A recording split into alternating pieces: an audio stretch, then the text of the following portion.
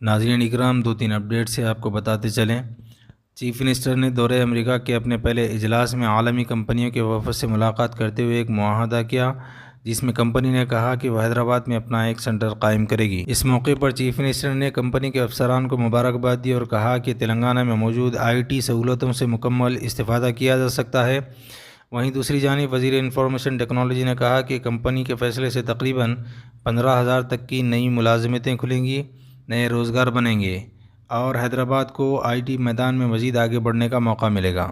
وہیں دوسری خبر یہ ہے کہ ہائی کورٹ نے پارٹی انحراف معاملے میں سماعت کرتے ہوئے کہا کہ کیا اسپیکر خود کوئی فیصلہ نہیں کریں گے، کیونکہ حکم التوا تک تو 3-4 ماہ اور ہو سکتے ہیں، جبکہ ایڈوکیٹ جنرل نے عدالت کو بتایا کہ یہ ایک دستوری معاملہ ہے جس میں عدالتیں فیصلہ نہیں کر سکتی۔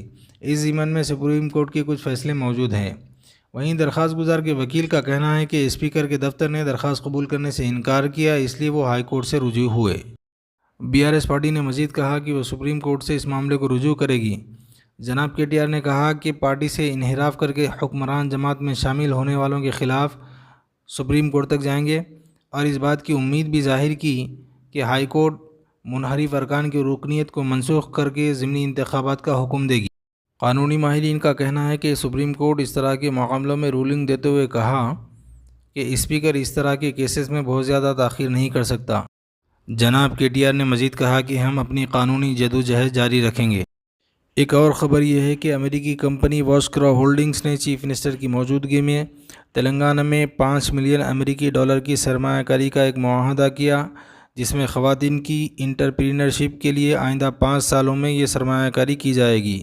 ساتھ ہی ساتھ کمپنی نے کہا کہ وہ مختلف اسٹارٹ اپس میں $100 ملین کا منصوبہ رکھتے ہیں۔ اسی کمپنی کے ایک ممبر نے کہا کہ وہ عثمانیہ یونیورسٹی سے فارغ ہیں اور حیدرآباد سے اپنے کیریئر کا آغاز کیا، آج وہ ایک عالمی مقام پر ہیں۔ اس موقع پر چیف منسٹر نے کہا اس سے خواتین کو آگے بڑھنے اور مضبوط ہونے میں آسانی ہوگی۔ انہوں نے اپنے خطاب میں مزید کہا کہ کانگریس پارٹی اپنے وعدوں کو مکمل کرنے میں مصروف ہے، کسانوں، خواتین اور نوجوانوں کی ترقی کے لیے اقدامات کر رہی ہے۔ چیف منسٹر نے کہا کہ پچھلی حکومت کی 10 سالہ تباہی نے خوشحال ریاست تلنگانہ کو مقروض ریاست بنا دیا۔ انہوں نے اپنے خطاب میں NRIs پر زور دیا کہ وہ تلنگانہ ریاست کی ترقی کے لیے سرمایہ کاری کرنے میں آگے آئیں۔ انشاءاللہ مزید اپڈیٹ کے ساتھ آپ سے ملاقات ہوتی رہے گی۔ آپ سے گزارش ہے چینل کو سبسکرائب کریں۔ اللہ حافظ۔